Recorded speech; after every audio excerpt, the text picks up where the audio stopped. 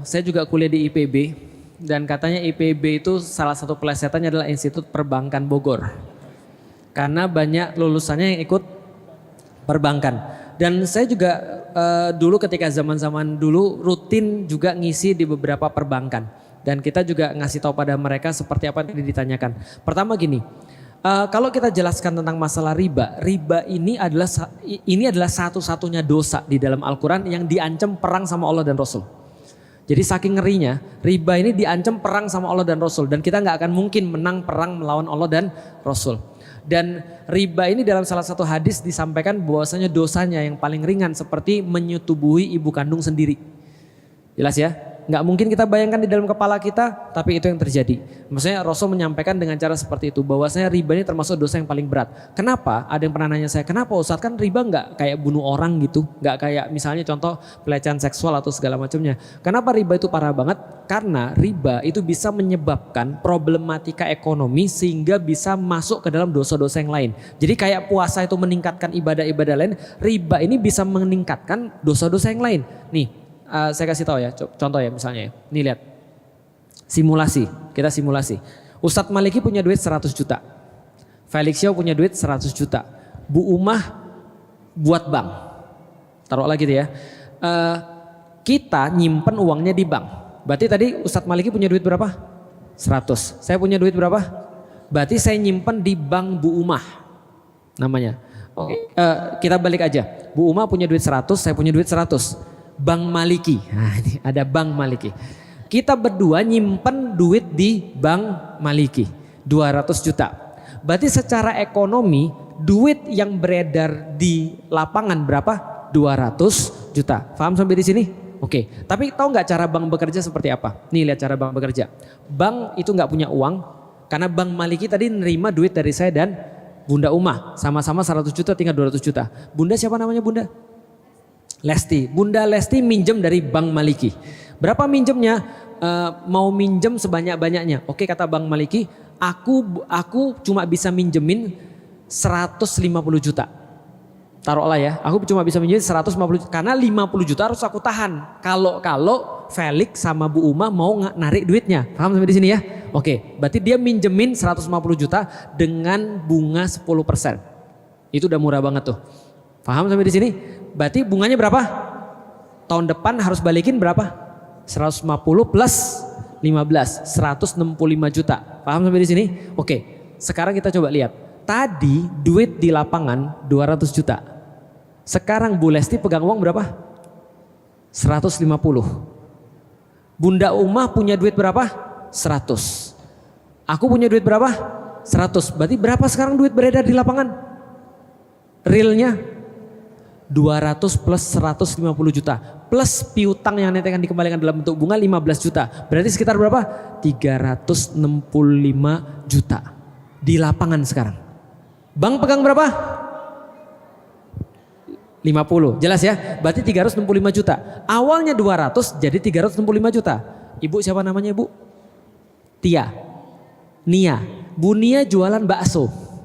Dulu pas duit masih 200 juta, ibu jual bakso satu mangkok 10.000. Sekarang duit yang beredar di lapangan 365 juta, ibu jual bakso berapa? Oh nggak mungkin 10.000, karena duitnya udah semakin berkurang nilainya. Karena duit semakin banyak semakin berkurang nilainya kan, supply and demand. Maka ibu naikin harga dong. Berapa Bu mau jual Bu? Ya supaya balik modal aku jual 25.000 lah. Oke, yang lain-lain yang gak ikut dalam perbankan ini, loh kok naik? Duit yang tadi saya pegang 100.000 bisa beli 10 mangkok, sekarang cuma bisa beli 4 mangkok. Dalam dunia ekonomi namanya inflasi. Jelas sampai di sini? Artinya apa? Daya beli duit menurun, yang paling untung siapa? Bank Maliki. Gak punya kerjaan apa-apa, tiba-tiba dapat 15 juta dari Bu Lesti balikin. Jelas sampai di sini ya? Dalam kenyataan yang ada lebih parah daripada itu. Makanya kenaikan barang-barang, lalu kemudian buat kriminal, buat orang kemudian semua yang minjem kemudian jadi foreclosure, nggak bisa bayar, diambil kemudian ininya usahanya dan segala macam. Ini kerusakannya parah dan ini udah diketahui dari zaman Rasulullah. Bayangin ya, tahu kafir Quraisy? Tahu kafir Quraisy?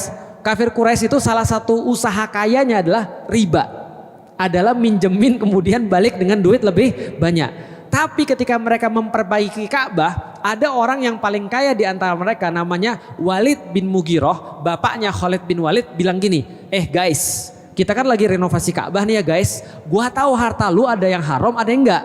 Nah untuk renovasi Ka'bah jangan pakai harta haram. Jelas sampai di sini? Berarti mereka kalau harta-harta dari riba tuh mereka nggak pakai untuk renovasi Ka'bah. Itu orang kafir Quraisy. Berarti bagi orang kafir Quraisy riba itu uang baik atau uang jahat? Jelas sampai di sini. Oke, sekarang aku mau ngasih tahu tentang Islam. Islam tahu persis bagaimana kerusakan riba. Maka Allah dan Rasul keras banget dengan riba. Siapa yang diancam? Ada 4 orang. 1, yang memberi riba. 2, yang memakan riba. Yang ketiga, yang mencatat transaksi riba. Yang keempat, yang menjadi saksi daripada transaksi riba. Bagi 4 ini saya nggak punya sesuatu kayak peringanan. Saya nggak bisa bilang tetap boleh, saya nggak bisa bilang begitu. Maka ketika saya ngisi di bank, itu yang saya bilang. Saya bilang 4 ini nggak boleh.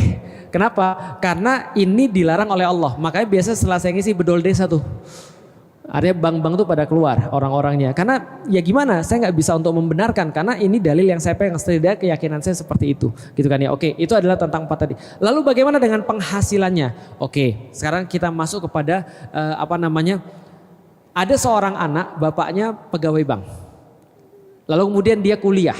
Waktu itu kita tanya pada ustadz kita, gimana hukumnya bapak kita kerjanya nggak halal, misalnya salah satu kerjaan misalnya kayak di bank yang 4 tadi, lalu dia punya penghasilan untuk biayain anaknya. Maka jawabannya sederhana, yang tanggung jawab bapaknya, uangnya yang dia dapat itu adalah dari usaha yang diharamkan oleh Allah, tapi ketika dia pakai itu bukan tanggung jawab anaknya. Jelas sampai di sini? Jadi anaknya nggak ada tanggung jawab di situ. Karena di antara penghasilan bapaknya selain daripada sesuatu yang haram, ada yang halal juga kan. Yang dia lakukan menghabiskan waktu, lalu kemudian untuk sesuatu yang lain kan bukan hanya riba doang. Jadi itu adalah urusan bapak ibunya, bukan sama anaknya. Nah sekarang kalau ada suami kita atau kita sendiri yang kemudian terlibat dalam perkara-perkara yang haram, misalnya kerjaan-kerjaan yang haram. Pertama yang saya sarankan adalah minta kepada Allah ampun banyak-banyak. Minta pada Allah ampun banyak-banyak, istighfar banyak-banyak. Dengan istighfar itu Allah akan kasih jalan keluar. Allah akan kasih jalan keluar. Istighfar pada Allah banyak-banyak, niatin, ya Allah mudahkan saya untuk cari pekerjaan yang halal. Insya Allah. Yang kedua, tetap banyak-banyak belajar. Jangan ketika kita tahu bahwasanya ini adalah haram, lantas aku nggak mau datang ke pengajian lagi. Lah, bapak ibu mau nggak datang ke pengajian, tetap hukumnya haram.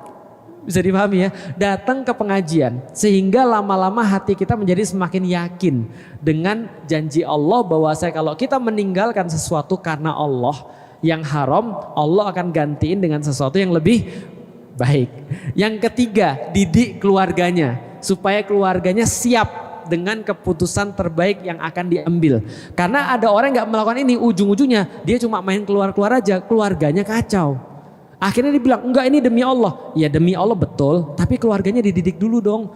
Nah minta banyak-banyak istighfar, belajar tetap, lalu kemudian yakinin anak istrinya, keluarganya supaya dia bisa mengambil keputusan terbaik. Orang tuanya juga, biasanya orang tua tuh yang bilang, eman-eman gajimu. Ya kan ya, ya bismillah, itu karena Allah. Gitu ya. Jadi dididik dulu, itu jawabannya. Jadi kira-kira gitu. Ada tambahan?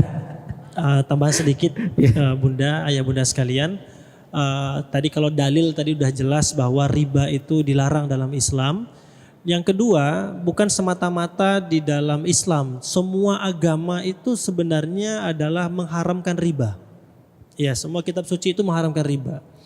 Yang kedua, riba itu adalah cara untuk menjajah seseorang. Jadi cara menjajah seseorang itu adalah dengan memberikan hutang dan diikat dengan riba. Kenapa? Karena dengan riba itu seseorang yang berhutang dengan riba itu akan selalu terikat dan tergadai dengan yang memberi hutang, ya.